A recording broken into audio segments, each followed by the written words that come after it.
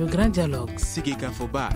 Le grand dialogue de l'émission de débat du studio Tamani sur votre radio. Chenni Beri. Halud Mauni. Chenni Beri. Sigeka Foba.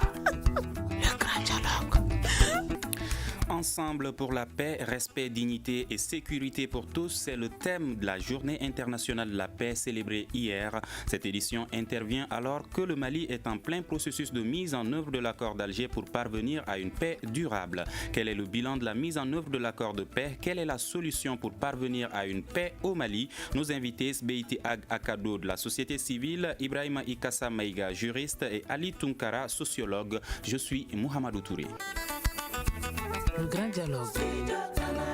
Mesdames et messieurs, la paix au Mali, quelle est la solution? C'est le thème du grand dialogue de ce soir et nos invités, Sbeiti Ag Akado qui est de la société civile, Ibrahima Ikassa Maïga, juriste, et Ali Tunkara qui est sociologue. Monsieur Maïga, aujourd'hui, quand vous entendez le thème Ensemble pour la paix, respect, dignité et sécurité pour tous, qu'est-ce que ça vous inspire? Ça me suscite de l'espoir, puisque nous en avons besoin au Mali d'espérer pour parvenir à cette paix dans le cadre de la mise en œuvre de l'accord pour la paix et la réconciliation issu du processus d'Alger. Alors, c'est un processus difficile. Et je pense que nous sommes passés par toutes les écoles au Mali par rapport à cette démarche vers la paix. Une phase de négociation très difficile, très tendue, avec beaucoup d'atermoiements, un accord signé en 2 séquences. Ensuite, un plan de mise en œuvre permanemment en retard. Donc, normalement, au vu de l'accord même, nous aurions fini aujourd'hui de mettre en place tous les instruments pour aller vers la paix, pour atteindre cette paix, mais nous sommes presque au point de départ. Maintenant, il y a eu des avancées. Les parties protagonistes dans cette crise-là ont pu jauger chacune leurs forces et leurs faiblesses et leurs limites, y compris l'État malien. Et donc aujourd'hui, nous sommes résolus, je crois, à aller vers cette paix. Mais il faut le faire dans la bonne foi, ce qui manque beaucoup. Maintenant, à l'occasion de la journée internationale pour la paix, c'est la communauté internationale qui est interpellée. Elle qui assiste le Mali dans la mise en œuvre, c'est elle qui est interpellée à plus d'un titre.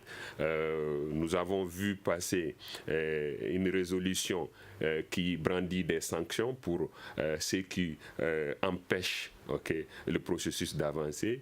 Nous estimons que ça peut aboutir à une solution véritable vers cette paix, mais nous attendons encore. D'accord. Monsieur Tunkara, Monsieur Maïga vient de le dire, il manque une bonne volonté au niveau des acteurs. Alors aujourd'hui, ensemble pour la paix, sécurité pour tous, est-ce que c'est possible? Oui, c'est possible à condition de ne pas nier l'évident, à condition de s'attaquer déjà aux causes de l'insécurité et au pourquoi de l'instabilité. Moi, je trouve que dans le contexte malien qui nous concerne ici, le retour à une paix, le retour à une vie normale, tout cela exige qu'on ait déjà, si vous voulez, une vie d'ensemble sur ce qui se passe dans ces différentes localités concernées par la question de paix, par la question même de l'existence humaine. On ne peut pas parler de la dignité humaine dans des localités où les fondamentaux ne sont pas respectés. Prenez les régions dites nord, le centre du Mali. Vous avez un gros souci déjà avec la pyramide sociale. Comment allons-nous aboutir à une paix durable dans des localités où les humains sont hiérarchisés? Certains sont exclus de la gestion des ressources naturelles. D'aucuns assistent justement.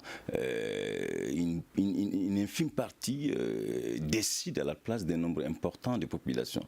Vous voyez, dans le même temps, vous avez aussi un État central locales qui peinent à gommer les spécificités. Ce sont les pratiques culturelles qui doivent justement s'accommoder à l'institutionnel et non l'inverse.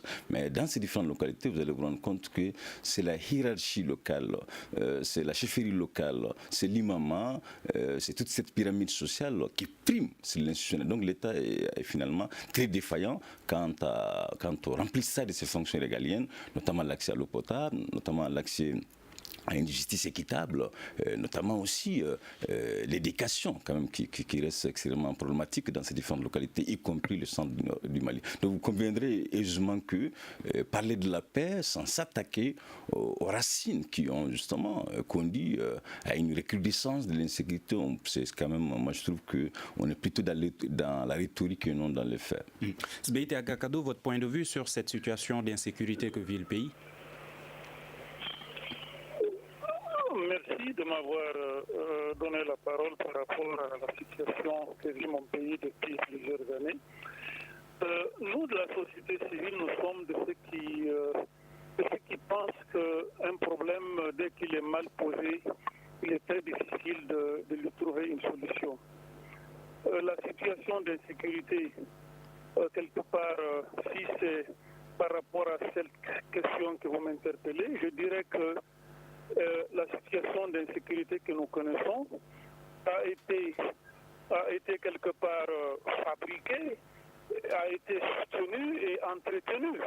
Parce que dès l'instant que dans un accord ou dans n'importe quelle discussion, on n'accepte qu'une partie des enfants d'un pays ont le droit de garder des armes et discuter avec l'État central, alors là, c'est pour perpétuer l'insécurité parce qu'ils comprendront que c'est tout simplement parce qu'ils ont leurs armes qu'ils seront entendus, qu'ils seront écoutés et qu'ils obtiendront ce qu'ils ont envie de faire. Donc, quelque part, vous voyez bien que des groupes armés du Nord, on est passé à d'autres groupes, n'est-ce pas, dans le centre du pays, et d'autres groupes sont en passe de naître, tout simplement.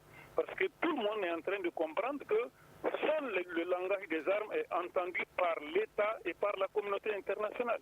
Et malheureusement, nous sommes installés dans cette logique-là et je ne vois pas comment les gens sont en train de s'agiter pour penser qu'ils peuvent atteindre la paix en privilégiant, sinon en acceptant que des citoyens gardent leurs armes pour discuter avec, n'est-ce pas, un État central. Ce n'est pas facile. D'accord. Alors, c'est notre point de vue au niveau de la société civile. C'est pourquoi nous avons envie de dire qu'il faut d'abord reconnaître que le problème est mal parti. Et quand on reconnaît qu'on est mal parti, on a le courage de revenir, n'est-ce pas, pour faire un départ plus acceptable par l'ensemble des Maliens. Malheureusement, on est en train de s'entêter à penser qu'il y a une réconciliation à faire entre qui et qui. Voilà. Donc vous pensez qu'on n'est pas sur la bonne voie pour parvenir à une paix? On n'est pas sur la bonne voie. Loin de là. Je ne suis pas pessimiste, mais je suis juste analyste. Je fais des constats. Et les constats le montrent. On est en train d'applaudir. On est en train d'applaudir tout récemment les rencontres entre plateforme et SEMA qui sont en train de signer des accords de cessez-le-feu. Tout se passe comme si l'ensemble des régions du Nord se résume à la plateforme et à la SEMA. Justement, monsieur Akado, écoutons une réaction de la SEMA par rapport à cet engagement.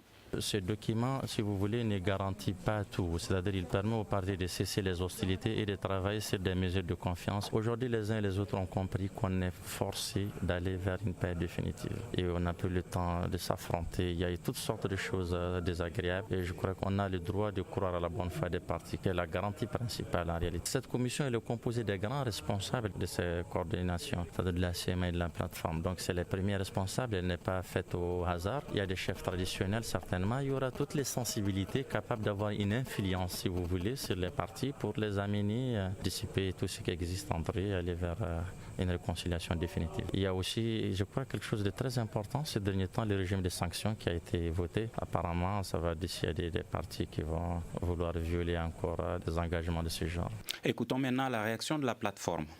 Le principal point qui satisfait la plateforme dans ses engagements, ce n'est pas un point particulier, mais c'est le principe de ne plus s'affronter, c'est le principe de faire la paix entre nous. C'est ce qui me satisfait le plus. En ce qui concerne la CEMA et la plateforme, en dehors de l'accord qui n'a pas pris en charge un grand nombre de différends ou de malentendus entre les composantes de ces deux entités, celui-ci est le seul qui a l'appui de la communauté internationale. C'est l'idée de paix qui est la seule victoire là-dedans. Je ne vois pas quelqu'un qui retourne sur lui et peut dire que c'est une victoire. En réalité, le processus, c'est un échec entre nous. On n'a pas pu s'entendre, on n'a pas pu cohabiter comme on devrait le faire. C'est comme ça que je le vois. Je pense que ça va apporter beaucoup dans l'avenir de ces engagements. Et maintenant, la réaction du gouvernement.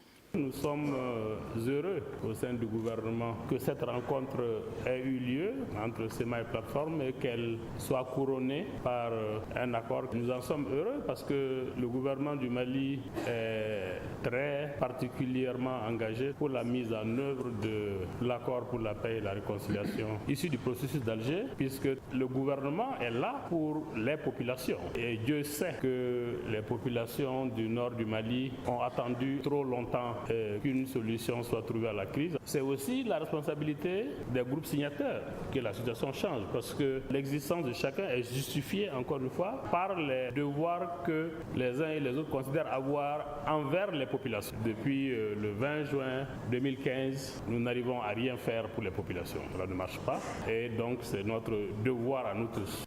Alors, Tunkara, cet engagement qui vise une cessation définitive des hostilités entre CEMA et plateforme, est-ce une avancée?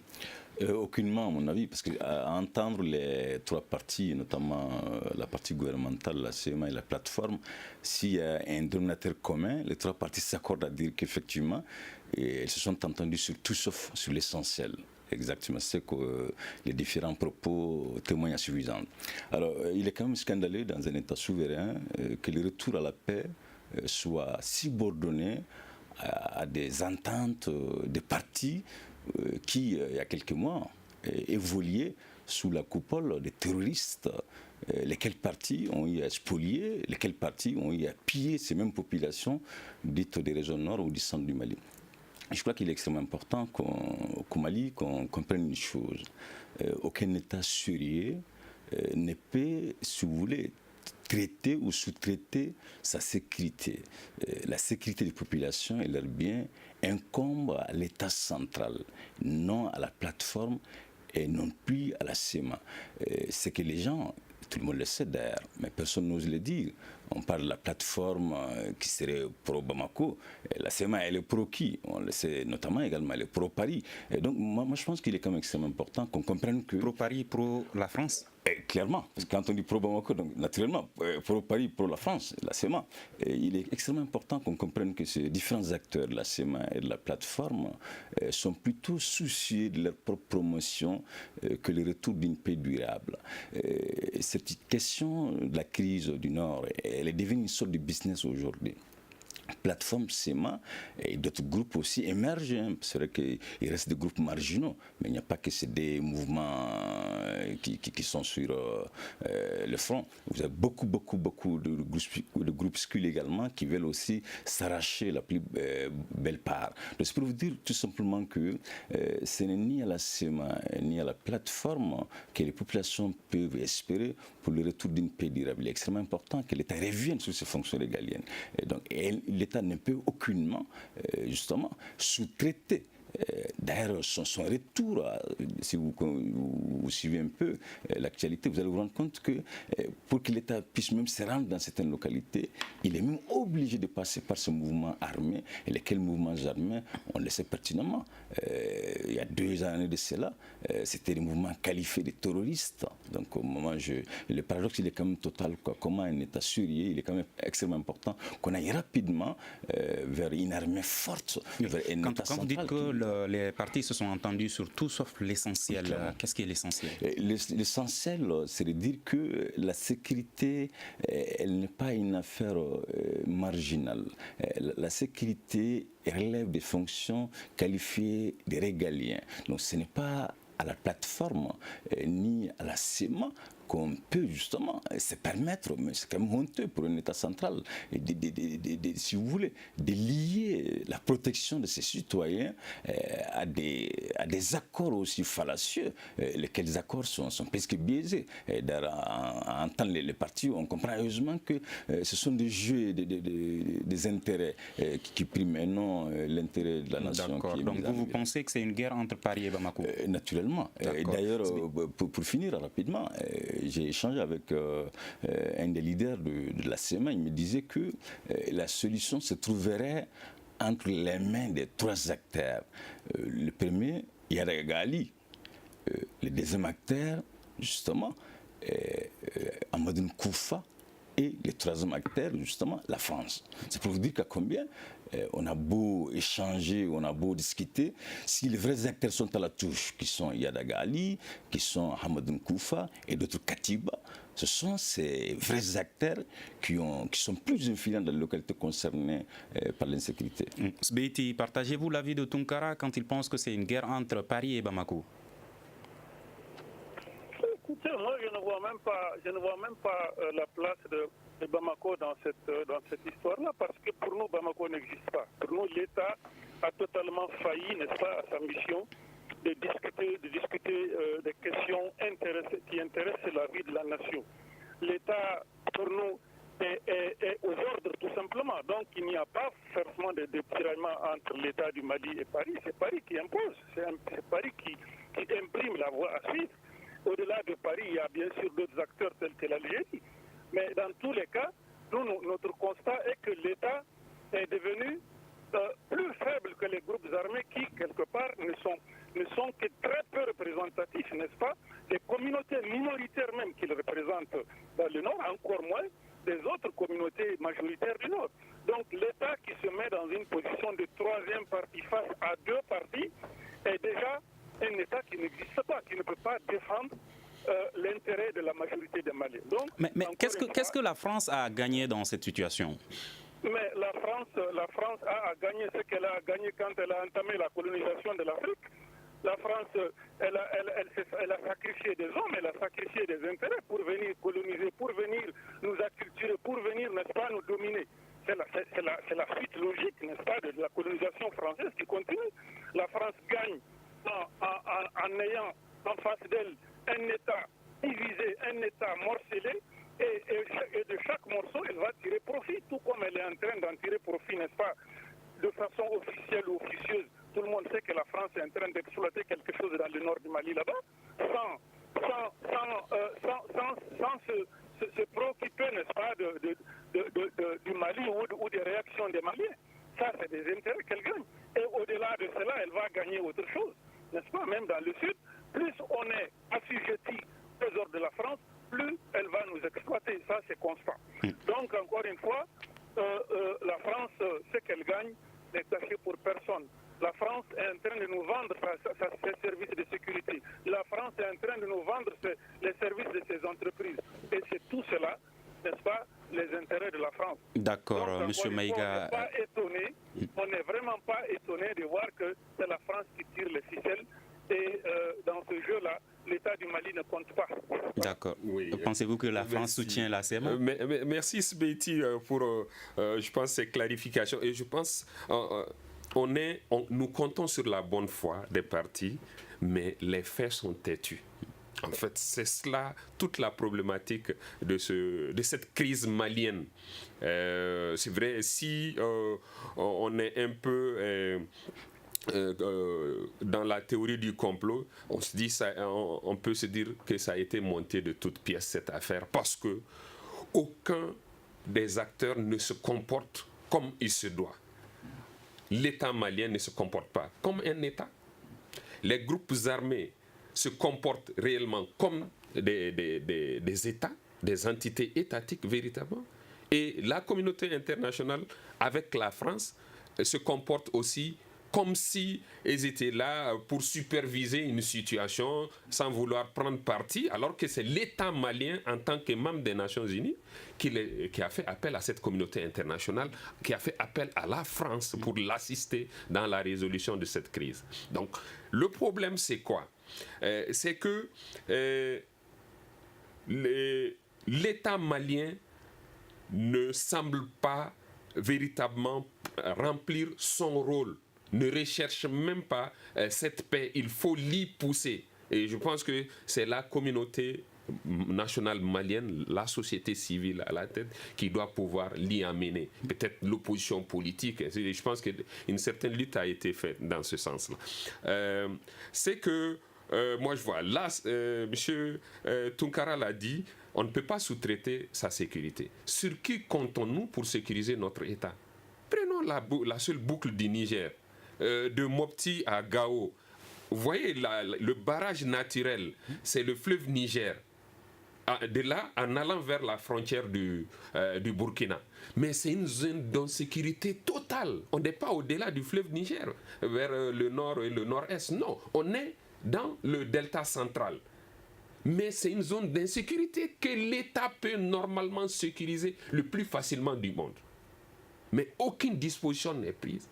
Les bus sont attaqués tous les jours que Dieu fait sur le tronçon Sévaré-Gao. Tous les jours que Dieu fait. On dépouille les gens et on viole les femmes.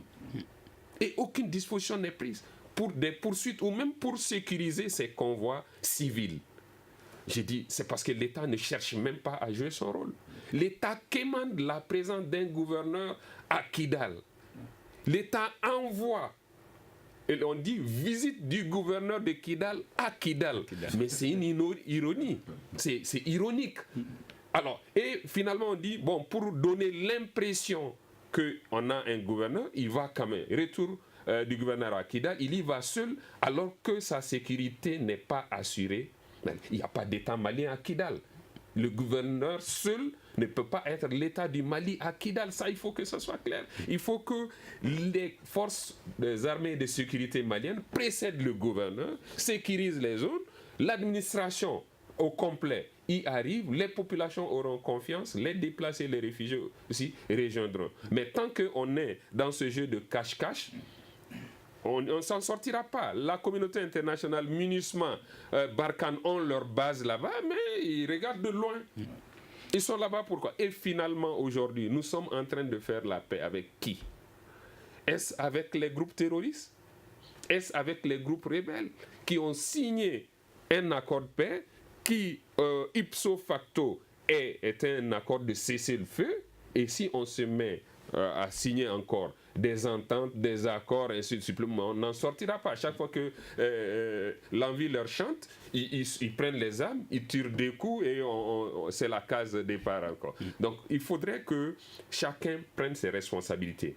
Que l'État malien interpelle la communauté internationale. Vous l'avez dit au début que cette journée, c'est une occasion pour interpeller la communauté internationale. Et il y a Idriss Déby qui a lui aussi demandé à la communauté internationale d'assumer sa responsabilité puisque c'est elle qui a créé ces conditions que vit le Sahel. Véritablement, puisque en fait la communauté internationale est simplement une couverture pour les groupes rebelles. Parce qu'ils sont là-bas en paix, peuvent venir et envahir jusqu'à Ménaka, de Kidal jusqu'à Ménaka, jusqu'à Tangara, jusqu'à Anefif, sans coup férir. Ils étaient à 2 doigts d'entrer à Gao il y a 2 mois. À 2 doigts d'entrer à Gao, ils étaient à 25 km à Djebok. Donc ça veut dire que, et ça veut dire que c'est une violation totale de l'accord pour la paix. C'est une violation totale. Et ni l'État malien ne s'en émeut. Heureusement que le ministre de la Défense actuel commence à mettre les pieds dans les plats. Mais la communauté internationale devrait dire stop, voilà. Il faut qu'on avance là. Mais c'est tout comme on a l'impression qu'on veut entretenir cette crise.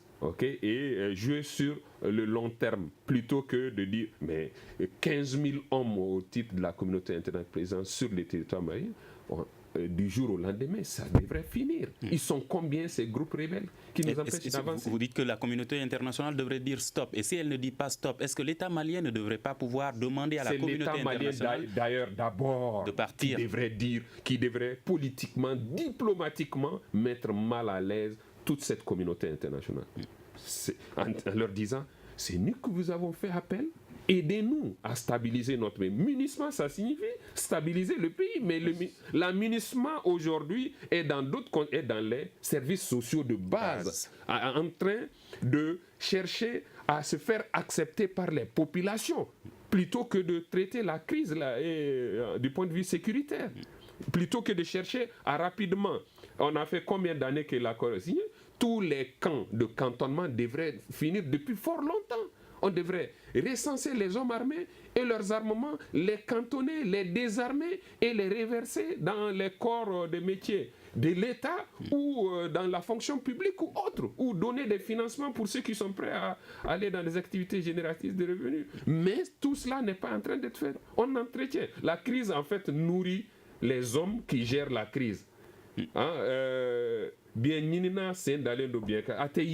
fait, on est dans cette posture. Est-ce que la population elle-même également veut le départ de cet MINUSMA quand on voit que beaucoup de jeunes aujourd'hui rêvent d'aller travailler à la MINUSMA pour gagner beaucoup d'argent? C'est cela, la MINUSMA est en train de se faire accepter par la population, de se rendre nécessaire dans les rôles que l'État devrait normalement jouer. La MINUSMA se confine dans cela. Moi, je suis des régions du Nord, mais la MINUSMA fait des forages, la MINUSMA assiste les agriculteurs, ceux qui font les jardinages, ceux qui font l'agriculture, donnent des aides alimentaires ou autres. La MINUSMA est dans ce rôle. Mais donc, c'est un État. Donc, les populations qui étaient sévrées de tous ces services depuis fort longtemps voient en cela une manne et ne voudraient même pas s'émouvoir contre cela. Donc il faudrait que ça prenne fin. D'accord. Tounkara, à ce stade, alors, est-ce qu'on peut dire que la MINUSMA sort de son rôle? Naturellement, parce que là, il est quand même important que ces services sociaux de base soient assurés. Mais si lié les assurer, ce n'est pas la MINUSMA. Elle peut venir en appointe, mais pas en tant qu'actrice clé. Je crois que le Mali doit comprendre une chose. Les forces internationales africaines qui sont avec nous aujourd'hui, elles ne sont pas là pour la charité en réalité. Vous n'allez pas me dire que la France aime les 100 Maliens plus que les 100 Palestiniens, que la France aime les 100 Maliens plus que les 100 Syriens. Et je crois qu'il y a des enjeux financiers extrêmement importants. Lesquels enjeux ont pour nom l'assistance à un pays qui serait au bord du gouffre. Mais je crois que ce ne sont que des mots qui permettent à ces forces internationales et africaines de légitimer leur présence. Il est extrêmement important que les Maliens, en commençant par l'État central, qu'on se ressaisisse en fait. Il y a une porosité mentale dans ce pays. Les gens ont du mal à creuser à fond. Comment vous pouvez imaginer une force qui est censée stopper la montée de l'extrémisme violent, une force qui est censée justement aider le pays à recouvrer l'ensemble de son territoire, une force qui est censée justement aider le pays à faire en sorte que les groupes armés soient désarmés. Mais jusqu'ici, on a quand même pas moins de 4 ans que ces différentes forces rythment le quotidien des Maliens, mais jusqu'ici, s'il y a lieu d'établir un bilan en termes de retour à une paix durable, en termes de cessation de violence, si le bilan est établi, il est plus que catastrophique. Rien n'a été fait dans ce sens. Et à tel enseigne que, Maïga l'a bien mis en évidence, ces différentes forces sont même substituées à l'État. Et elles rendent même le retour de l'État dans certaines localités très hypothéquées, notamment les régions nord, même les centres également, parce que les services qui sont censés être assurés par l'État, ce sont ces différentes forces aujourd'hui qui assurent, qui permettent aux différentes populations d'accéder à ces services sociaux de base. Donc je crois qu'il est extrêmement important qu'on sorte de ces sentiments noétiques. Oui, le Mali est un grand pays, le Mali, les Soumiata, je crois que la nostalgie, l'heure n'est plus à la nostalgie. On est en face du réel. Lequel réel a pour nom le façonnement des nouveaux Maliens, qui aura comme préoccupation centrale l'État-nation et non ses intérêts personnels.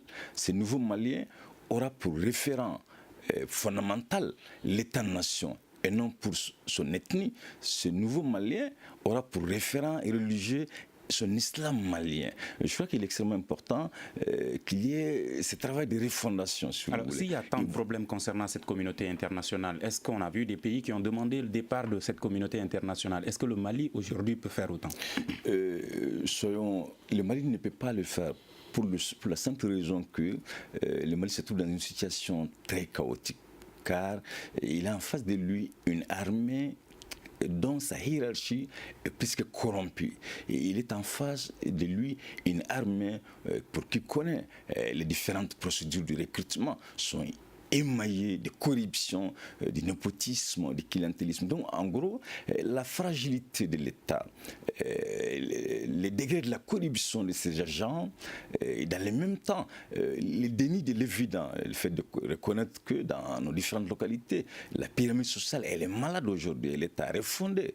Et tous ces phénomènes font qu'aujourd'hui, demander le retour ou le départ de ces forces internationales et africaines, à la limite, c'est pour dire Bismillah Yadagali à Koulouba, c'est dire à tous ces groupes extrémistes violents de prendre Kiji à Koulouba. Donc c'est pour vous dire que en dépit de tous ces jeux non clairs dont la communauté internationale fait l'objet, nous sommes aussi dans une situation aujourd'hui qui ne nous permet aucunement de nous prendre en charge par le simple fait que nous-mêmes, nous méconnaissons qui sommes-nous, nous ne savons même pas pourquoi nous avons fait appel à ces différentes forces, nous n'avons aucune lisibilité sur des actions conduites par ces différentes forces. D'accord, vous l'avez dit, un responsable de la CMA estime qu'il y a 3 acteurs, la France, Iyad Agali et Amadou Koufa. Alors aujourd'hui, est-ce qu'il faut négocier avec ces 2 hommes, Iyad Agali et Amadou Koufa? Moi, je fais partie de ceux-là qui disent qu'il est extrêmement important de négocier avec des acteurs clés.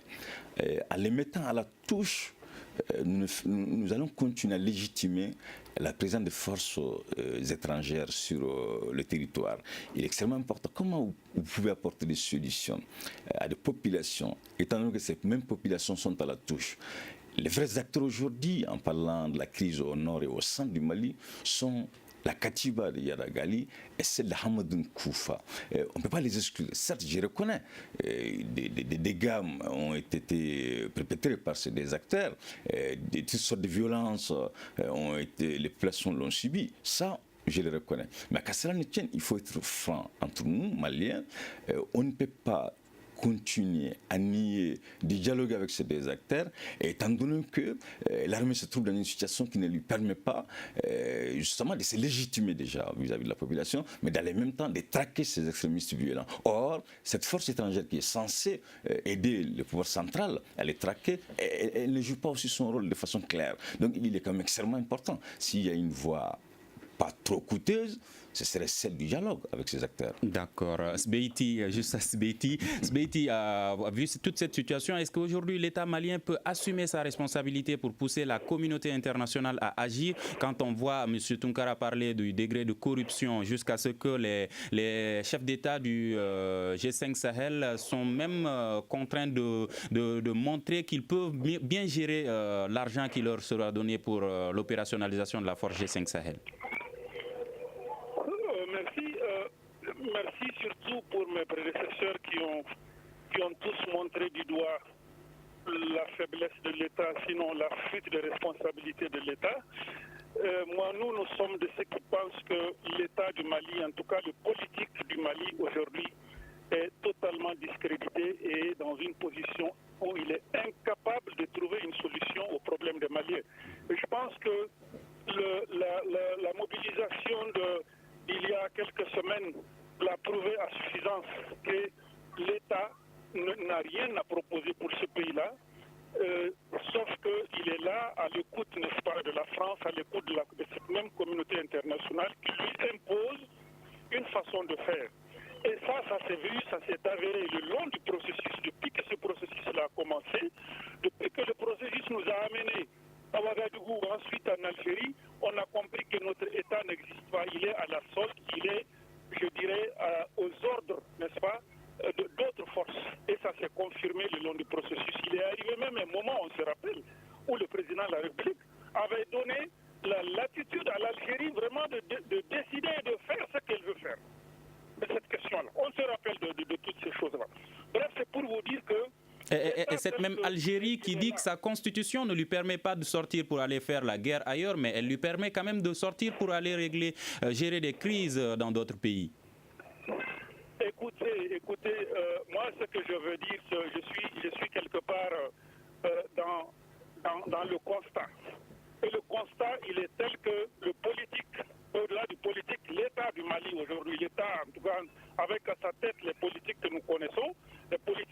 connaissons, est discrédité. Pour la simple raison qu'il est un acteur principal du processus de déliquescence qui nous a conduit à la crise. D'accord. Alors, face à cette situation, il y a la plateforme Ante Abana qui demande la relecture de cet accord d'Alger. Pensez-vous que c'est ce qu'il faudrait faire? C'est cela, la solution passe par là. La solution passe par là.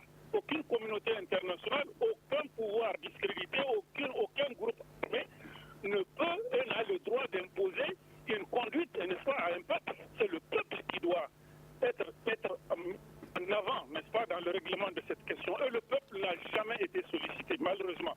Nous l'avons dit en son temps, et nous continuons de constater que la communauté internationale fait fi de ce que le peuple du Mali veut. N'est-ce pas? On prête une attention à la plateforme, on prête une attention à la SEMA, on prête une attention à l'État, au pouvoir du Mali. Malheureusement, pour nous, société civile, pour nous, majorité des Maliens, tous ces trois acteurs-là ne sont pas crédibles. Ils l'ont montré à suffisance. Nous leur avons laissé le temps depuis la signature de l'accord pour amener un semblant de paix dans ce pays-là. Malheureusement, le constat, il est là. Le nombre de morts s'est multiplié par 10 ou 20. L'occupation du territoire va crescendo. Les incompréhensions vont. L'ensemble des Maliens sont là, ils assistent, ils attendent que ces acteurs-là nous rassurent. Malheureusement, ils ne nous rassurent pas. Ils ne font que des déclarations d'intention. Et au-delà de ces déclarations-là, vous verrez dans les 3 jours, des attaques vont reprendre. Les tueries entre ces groupes-là vont. Et on amuse la galerie quelque part. Donc, c'est pour dire que c'est au peuple malien, c'est à cette plateforme-là de se retrouver et de tracer la voie, de dire à la communauté internationale, de dire à l'État du Mali, de dire à ces groupes armés que le Mali appartient d'abord aux Maliens. D'accord, M. Maïga, réviser l'accord d'Alger, est-ce que c'est toujours possible? Réviser l'accord d'Alger, c'est possible, puisque l'accord d'Alger lui-même prévoit ce fait, en fait, mais qui a été escamoté. En fait, il y a une tare congénitale que traîne cet accord dès le début. C'est que, initialement, les populations n'ont pas été impliquées. Il y a des représentants déclarés de ces populations qui sont allés parler au nom de ces populations et nous ont amené cela. Maintenant, l'accord prévoit que dans les 6 premiers mois de sa mise en œuvre, une conférence d'entente nationale qui réunit toutes les forces vives maliennes, c'est dedans. Mais de Kaya à Taoudeni, de Koulikoro à Kidal, devraient se réunir autour et pour comprendre les causes profondes de la crise et rechercher les voies de sortie ensemble. Donc ça veut dire que l'accord ne contient pas tout. Donc ce qui devrait déterminer dans la compréhension commune de toute la population malienne devrait l'être dans cette conférence nationale et on prend un nouveau chemin ensemble. C'est ce qui n'a pas été fait jusque-là. Vous avez vu le semblant de conférence d'entente nationale qui a été organisée, mais ça s'est terminé en queue de poisson et finalement on n'en parle même plus. Même les résolutions sorties de cette crise-là, on n'en parle même plus. Donc ça veut dire que ça fait un flop. C'est un flop total. Alors on devrait revenir à la case. Organiser au moins une conférence nationale, dire que la crise est profonde, elle engage l'avenir du Mali. Donc tous les Maliens doivent être conviés. Qu'on fasse une grande conférence, pas sur 3 jours ou 4, mais sur au moins 2 semaines ou plus, 1 mois, avec des retransmissions à la télé, parce que on n'est pas sorti de la crise. Donc pourquoi jouer cette comédie, faire semblant comme si notre État existe, le gouvernement tient ses conseils des ministres, l'Assemblée se réunit, on délibère par-ci, mais non, et on n'a pas d'État, il faut que ça soit clair. Donc cette conférence d'entente nationale devrait être l'occasion de faire cette catharsis-là, pour que tout le peuple malien se rende compte de la situation, de la gravité et de la profondeur de la crise, et maintenant que chacun se met dans son rôle et dit ok, on va vers cette voie. Et ça serait retransmis à la télé, comme je l'ai dit, à la radio, surtout les FM. Heureusement que le Mali est suffisamment couvert aujourd'hui, que chacun entende ce qui s'est dit, que chacun comprenne cela. Si ça avait été fait le lever de bouclier contre le projet de révision de constitution n'aura pas eu lieu, puisque ça aura été convenu qu'on ira vers une révision constitutionnelle pour telle nécessité. Voilà, pour telle raison, on doit aller vers cette révision. Mais ça n'a pas été fait, donc on voit d'atermoiement en atermoiement, et c'est toujours un retour à la case départ. Mais j'ai de l'espoir en se disant qu'aujourd'hui, et les groupes armés, et l'État du Mali, et maintenant la communauté internationale, chacun a montré ses limites.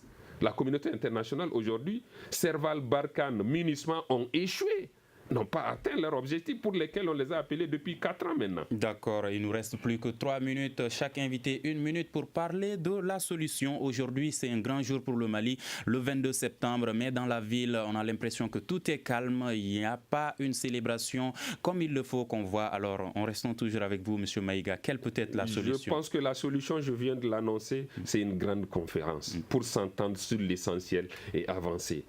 En termes d'indépendance, le 22 septembre, je souhaite bonne fête à tous les Maliens et à toutes les Maliennes, mais simplement, je pense que les pères de l'indépendance se retournent dans leur tombe aujourd'hui parce qu'en termes d'indépendance, il n'y en a pas encore au Mali. Nous sommes aujourd'hui sous tutelle. Alors, il faut qu'on puisse se reprendre en main et avancer en tant qu'État souverain et s'affirmer comme tel. Tant que l'État ne s'affirme pas comme État souverain dans le cercle des nations, nous resterons toujours à cette traîne.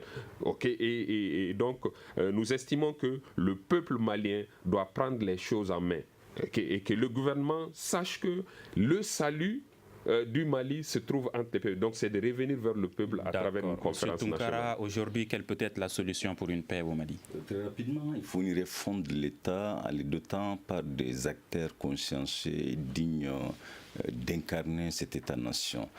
Dans le même temps, il faut aussi rapidement que les particularités culturelles et ethniques soient gommées par l'institutionnel.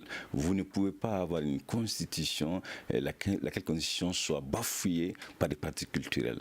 Et il faut rapidement aussi que les citoyens maliens, justement, prennent conscience, qu'ils comprennent que les forces qui sont là nous aider aujourd'hui ne sont pas là pour la charité, c'est extrêmement important. Que dans le même temps, partout, tout le monde doit évoluer sous la coupole de l'État et non l'inverse. D'accord. Sbeïté Agakado, en tant que société civile, qu'allez-vous faire pour qu'on puisse avoir une paix au Mali? Pour avoir la paix au Mali, il faut d'abord que toutes ces parties-là, qu'il s'agisse de la communauté internationale, l'État du Mali et les groupes armés, qui reconnaissent que la paix ne se construit pas en écartant certains acteurs, c'est-à-dire les populations majoritaires du Mali. Et reconnaître que le problème a été mal posé et qu'il n'y a pas de problème entre le nord du Mali et le sud du Mali. Il y a un problème de mal-gouvernance généralisé à travers le pays. Et que c'est à ce problème de mal-gouvernance qu'il faut faire face et non d'essayer de réconcilier des gens qui ont pris des groupes armés de façon illégitime, barbariser des populations et s'asseoir avec eux et faire d'eux des représentants des autres communautés d'un certain espace géographique, faire d'eux les seuls représentants de cet alors vous, en tant que société civile, qu'allez-vous faire pour que vous soyez impliqués? Ce que tout le monde est en train de dire, ce que tout le monde a toujours dit, c'est-à-dire faire réellement une rencontre nationale sincère dans laquelle tous les Maliens, ce ne sont pas seulement les nordistes, tous les Maliens soient suffisamment représentés pour qu'on règle la question du Mali. Parce que dès l'instant que vous voulez privilégier des zones par rapport à d'autres, n'est-ce pas, créer une armée où certains représentants seront plus nombreux que d'autres, déjà le Mali est foutu. Qu'on revienne, n'est-ce pas, à la devise nationale, un peuple, un but, une fois, tout en reconnaissant les spécificités et certains droits à certains groupes, n'est-ce pas, qui sont marginalisés ou en tout cas dans des situations difficiles. D'accord. Donc tout le monde est d'accord. Il faut une conférence d'entente nationale qui implique toutes les couches. Merci, Monsieur Akado. On aura d'autres occasions pour parler de ce processus de paix. Nos invités, Sbeïté Akado de la société civile, Ali Tunkara, sociologue, et Ibrahima Ikassa Maïga, juriste. Je suis Mohamedou Touré. Débat réalisé par Ibrahima Aran Diallo. À la technique, Seydoubo. Régie vidéo assurée par Peting Diara. Bonne fête d'indépendance à tous les Maliens et à demain pour un prochain numéro. Le grand dialogue. Sigika Foba. Le grand dialogue de l'émission de débat du studio Tamani sur votre radio. Chienne Berry. Halud Maudi. Chienne Berry. Sigika Foba.